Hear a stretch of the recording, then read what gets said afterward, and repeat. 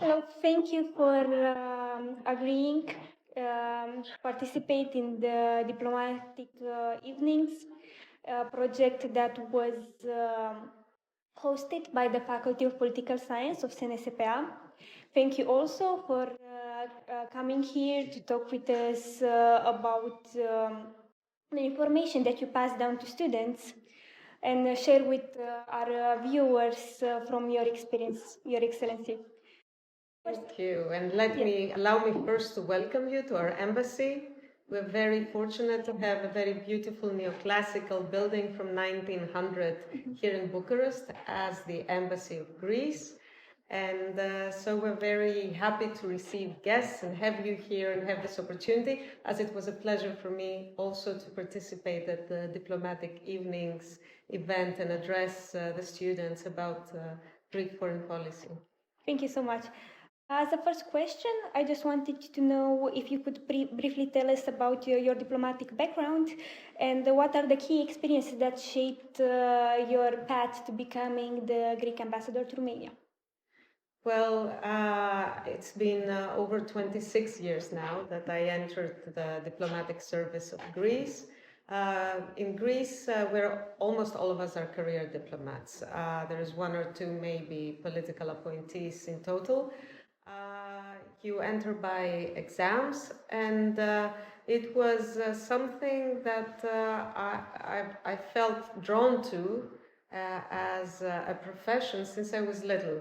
Of course, at the time when I was growing up, my parents were telling me that it's not for women, that you cannot have a family. But with time, you can do everything. So even my parents, they gave me their blessing, and I did sit for the exams for the diplomatic service. I passed. My career now spans over 2 decades. I started, interestingly enough, in a department that was dealing with Southeastern Europe. It was 2000, the year 2000 until 2002, where I had the opportunity in the first trip abroad for a meeting that I did as a young attaché of the Ministry of Foreign Affairs of Greece at the time in 2000 was to Bucharest for a meeting.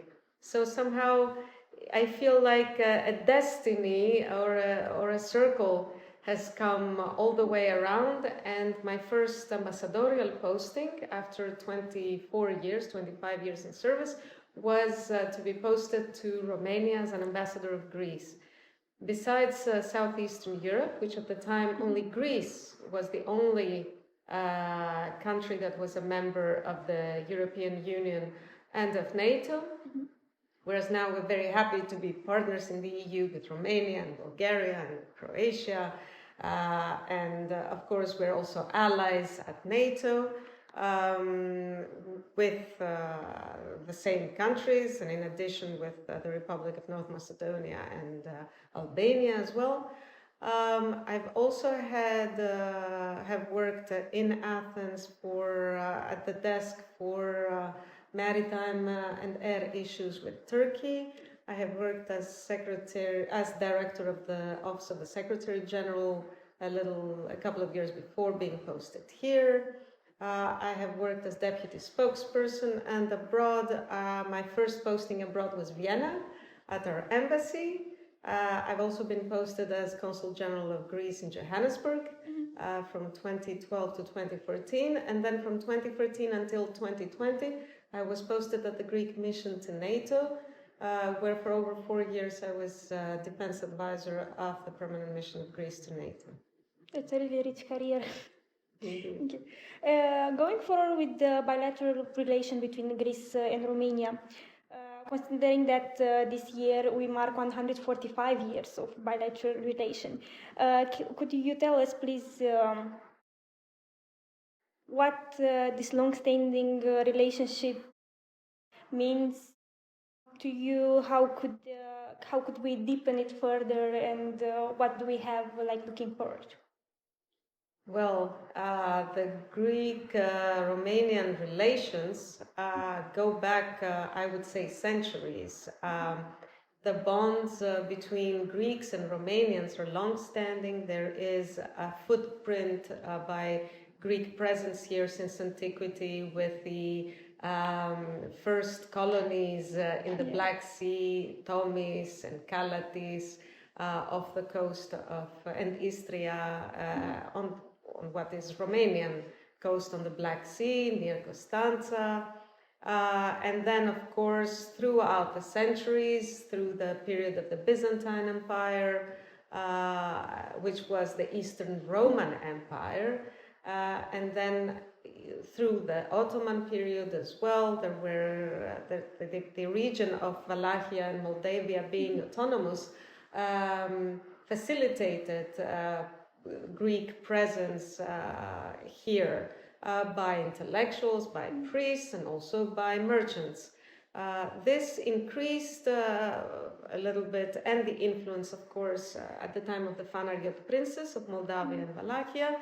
But I think what has really put its mark on our relations was the fact that since the Roman times, since the Byzantine period onwards in the Ottoman period, the big families, the aristocratic families, they intermarried here, they were established here, like the Cantacuzino's family and other families.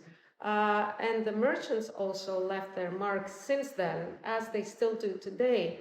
And many of them contributed both to the letters and education and bringing the Romanian, also helping Romanian identity establish itself as well.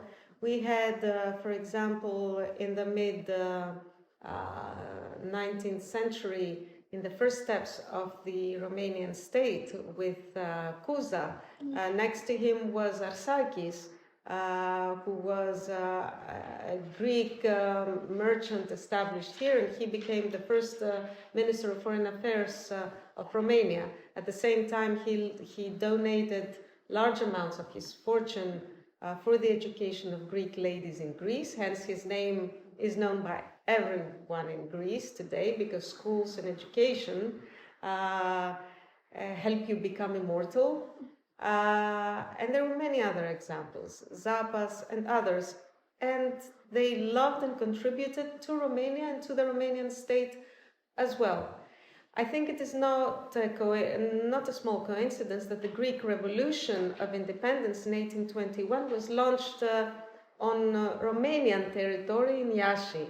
And of course, Greece being the first nation state becoming independent from the Ottoman Empire inspired the nation building and the independence of other states in the region of the Balkans, including of Romania. Now, ever since, there has been the period, of course, of 19th century up until the Second World War, when we had the merchant communities flourishing here, Greek merchant communities in Braila, Galați, Constanța, Sulina, and of course always Iași, Bucharest, also Craiova. There is even Greek presence from before in Brașov and in Oradea, I have found out. The relations are very tight. And since the democratization, we have a significant Greek investments here that contribute to the growth of Romania. We have about 4 billion euros annually of direct foreign investments here. We are among the top 10 biggest foreign investors, many big companies, many exchanges, and of course, as always, educational exchanges since the time of the princely academies of St. Sava in Iași and in Bucharest. in the 18th and 19th century, even today, with tourism, with religious tourism, with the exchanges, commercial exchanges. The two people are very much together. Thank you. So it's undoubtedly that we have a lot of historic, cultural, geographic, religious ties. But if we look at the geography specifically, Greece is located at the crossroads of Europe, Asia, and Africa. Is uniquely positioned to be like a bridge between all these different regions, and it's a really important member of EU and NATO. And taking this aspect into account, how would you define Greece's foreign policy today from this strategic perspective? Well, Greece is indeed at the crossroads, and we are very happy to point out that Greece is a pillar of stability and a democratic country in a region that borders, first of all, the Middle East, where we once again had a crisis that is thankfully in the process of being pacified in Gaza. But we're also very close to, North Africa, Libya, where we had for a decade-long crisis, Syria. Now we're also not neighboring like Romania is Ukraine, but we're very close. The distance between Greece and Gaza and Greece and Ukraine is 900 miles. So this shows you that we are close to all the areas of major concern of Europe. There is huge prospects of improving the security, the resilience, and of course economic prosperity for the wider region, through the role of Greece as a gateway for independent energy, as in LNG, renewables also. Our companies like PPC, Metlen, Hellenic Energy have been also heavily investing in Romania and Bulgaria and other countries, promoting renewable energy projects that also help increase energy resilience for the region. The vertical corridor linking the Aegean with the Black Sea and ultimately also with the Baltics is very important for the security and the resilience of our wider region, including for the Republic of Moldova and Ukraine. So all these projects present great aspects. And we're very fortunate that our countries, Greece, Bulgaria, Romania, are all together in the EU and at NATO. Thank you. You highlighted a lot of the most pressing issues of today, and one of them that I really wanted to dig a bit deeper into is migration. So also the geographic position of Greece and all its strong points kind of position it also in a unique way of dealing with this issue. So I wanted to ask about the policies that Greece uses to really manage the main migration routes from Southeastern Europe to the EU, and what could you tell us more about it? Thank you. Indeed, migration is one of the biggest challenges that the EU and European countries have been facing for the past, I'd say, 2 decades. Of course, the instability of our wider southern neighborhood has contributed to that. We had conflict in Syria, conflict in Libya, conflict in Afghanistan, poverty in Africa, and of course in some parts of the Asian continent, like in the Indian continent, Pakistan, Bangladesh. So Greece, being located at the sea borders of the EU, indeed has been facing for over a decade now a lot of migrant pressure.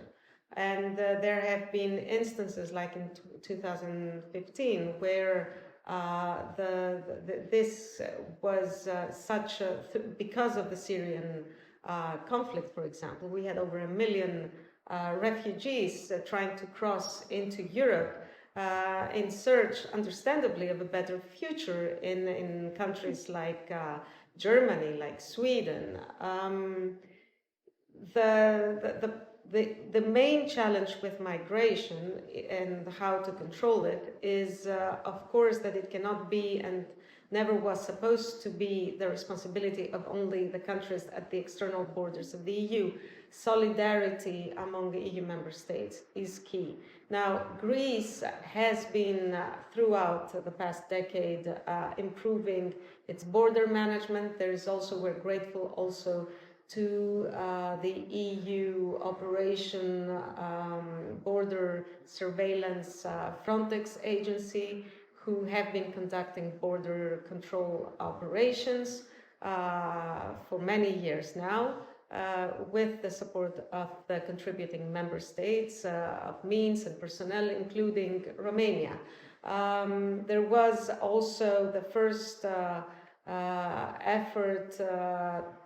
use, I'd say, of migration as a tool to exert pressure on a country in 2020, when we had at our eastern borders with Turkey, migrants being pushed, and this led to Greece, of course, countering this effort and building a fence in the area, in the land borders. Of course, you can never build a fence for maritime sea borders, and there's also international obligation to assist those who are in need in the sea.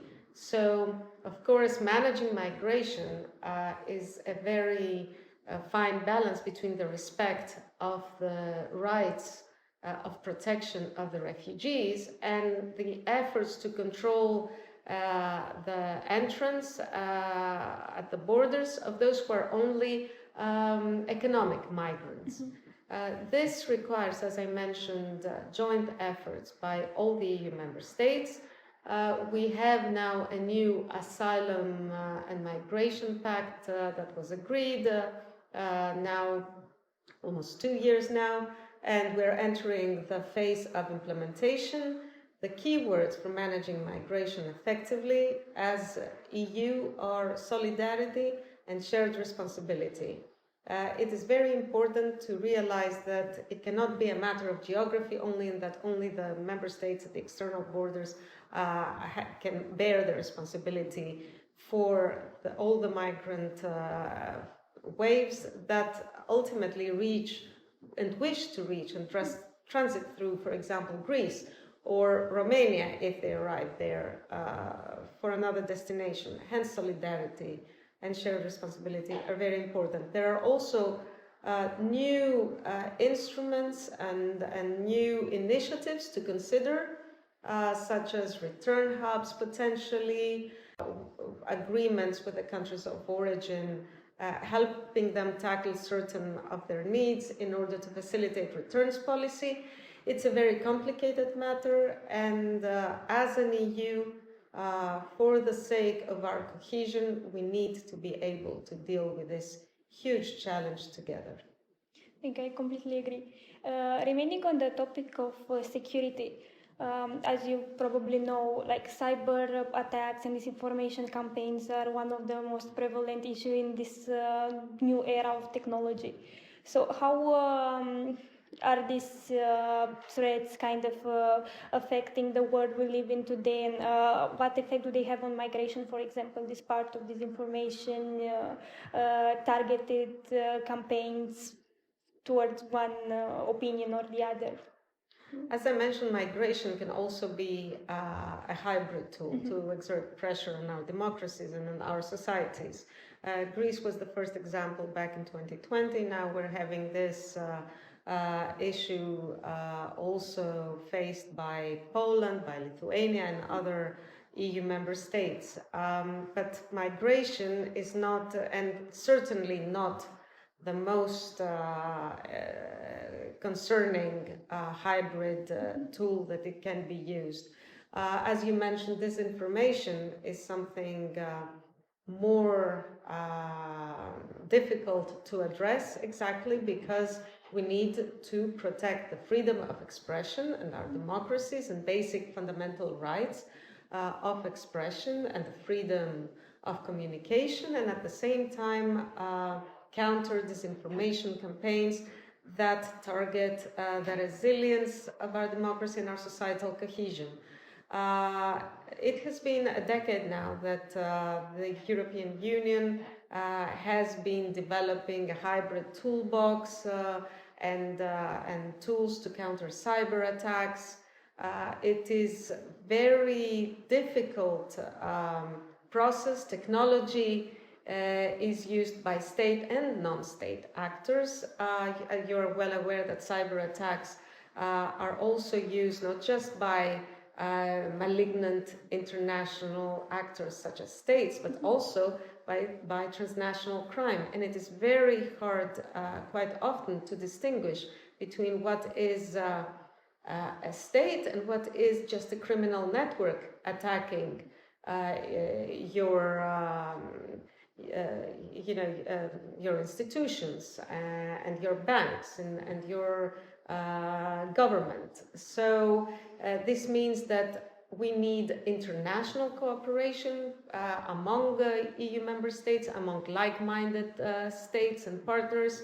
It is very important. And as technology progresses and AI, these challenges become more difficult. Now, to protect our democracies and our societies and their cohesion, there are tools under development and that are announced. The most recent initiative that was announced by the Commission just recently, last week, was a European Democracy Shield.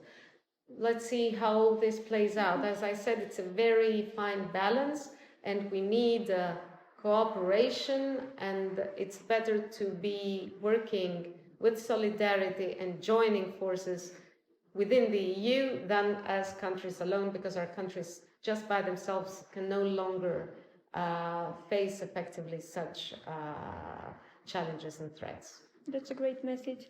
Lastly, because this is a student podcast and we're students, do you have any recommendation you would give to young people that want to enter in this domain of foreign policy, diplomacy? What could they do, to ensure they have such a successful career as you do, or any recommendations? Well, I'd say it is a very challenging and interesting at the same time career.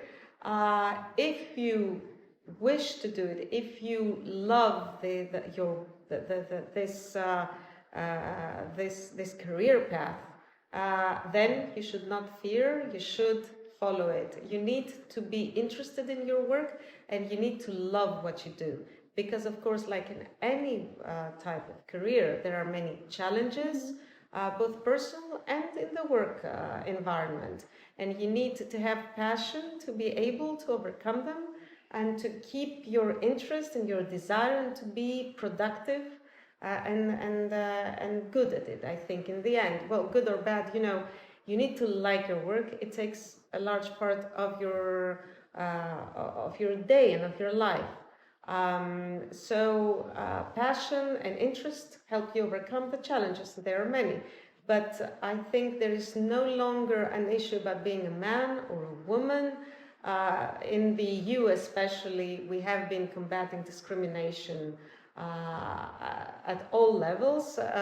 Greece, just as Romania, were more traditional societies in comparison, let's say, to the Nordic countries and Scandinavia, yet we have made a lot of progress. We have tools.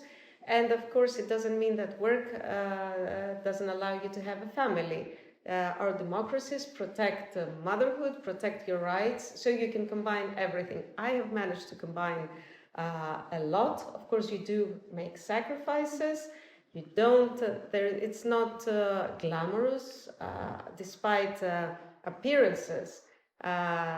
Diplomacy is not cocktails and just nice dresses and high politics and beautiful buildings. There's a lot of work, a lot of effort, and a lot of challenges.